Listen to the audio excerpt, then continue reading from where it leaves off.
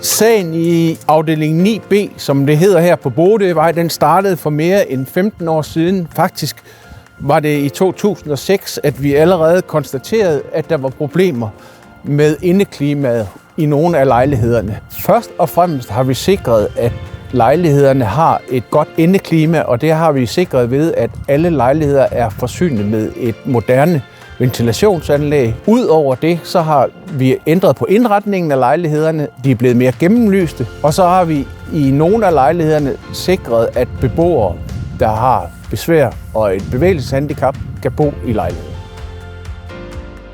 Det her med, at vi boede i noget, som var før 80'erne, det gav en vis udfordring i dagligdagen, at vi synes, det trængte til en renovering. Det jeg føler, det er nærmest, at kun væggene har stået tilbage, og resten er blevet renoveret. Her hvor jeg sidder, var der faktisk en væg, som delte køkkenet op. Nu er det ligesom om, at lyset får lov til at gå igennem hele lejligheden.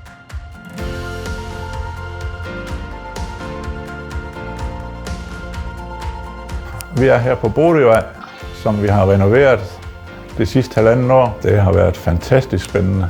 Det har været en proces, jeg ikke ville være foruden. De små lejligheder i bunden er også blevet til tilgængelighedslejligheder. Og de øverste små, de har fået deres udvendige trappeopgang i stedet for indvendig, som det var før i tiden. Og nu har de også fået en lille altan. Nu kan de jo også være med i samtalerne, der foregår nede i gårdene. Generelt så hører jeg også kun, at der er stille og roligt, og beboerne elsker at være her og bo her.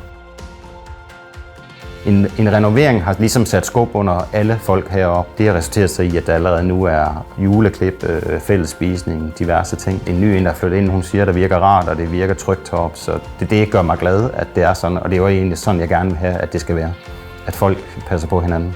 Hvordan det påvirker mig i dagligdagen, det er jo de her åbne rum, som giver mig en velvære og glæde, og det her lysindfald, og sammen med genvækstanlægget, som gør, at jeg føler, at vi er mere friske og gladere.